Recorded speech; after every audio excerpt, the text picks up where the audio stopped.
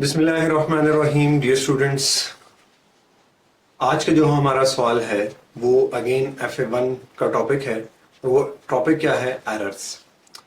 और एरर्स में भी जो स्पेसिफिकली हमसे पूछा जा रहा है वो है सस्पेंस अकाउंट। तो आप सबका फेवरेट सस्पेंस अकाउंट क्या है कि जब हम ट्रायल बैलेंस बनाते हैं या कोई भी डबल एंट्री करते हैं, डेबिट और क्रेडिट इक्वल नहीं आता तो उसे वक्ती तौर पे इक्वल करने के लिए हम जो अकाउंट बनाते हैं उसे हम क्या कहते हैं? सस्पेंस अकाउंट कहते हैं। तो हमेशा सस्पेंस अकाउंट कहां पे बनता है? वीकर साइड पे बनता है। तो चलते हैं क्वेश्चन की तरफ और देखते हैं क्या सस्पेंस पूछ रहा है।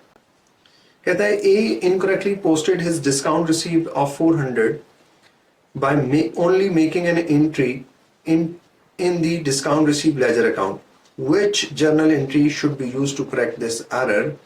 तो आपके पास क्या हुआ? आपने डिस्काउंट रिसीव रिकॉर्ड करना था। सबसे पहले आपको पता होना चाहिए डिस्काउंट रिसीव क्या है। डिस्काउंट रिसीव इनकम है। इनकम क्या होती है? इनकम क्रेडिट होती है। हम डिस्काउंट किस से रिसीव करते हैं? हम डिस्काउंट सप्लायर से रिसीव करते हैं।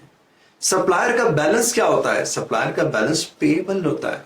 तो जब हम डिस्काउंट रिसीव करेंगे तो सप्लायर बैलेंस रिड्यूस हो जाएगा, हमारी लायबिलिटी रिड्यूस हो जाएगी, और जब लायबिलिटी रिड्यूस होती है तो लायबिलिटी डेबिट होती है।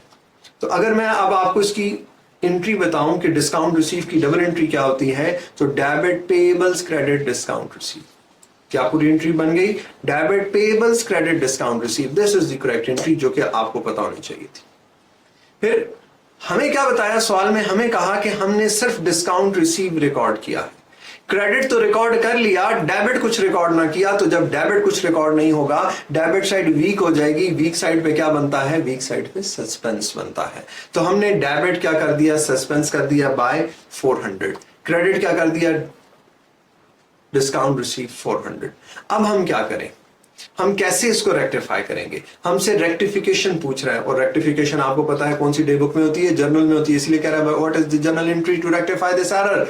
तो हमने क्या करना है? हमने पेएबल्स को रिकॉर्ड करना है। पेएबल्स को क्योंकि रिकॉर्ड नहीं किया तो हम क्या करेंगे? Debit payables. हम क्या करेंगे? Debit payables. और जो सस्पेंस बनाया था, सस्पेंस वीक साइड पे डेबिट साइड पे बना था। तो याद रखो, जब भी सस्पेंस बनता है, जब हम उसे रेक्टिफाई करते हैं तो वो सस्पेंस खत्म हो जाता है। तो डेबिट को खत्म करने के लिए क्रेडिट कर देंगे। अगर क्रेडिट होता खत्म करने के लिए डेबिट कर देना था। अब रेक्टिफाइंग एंट्री क्या होगी?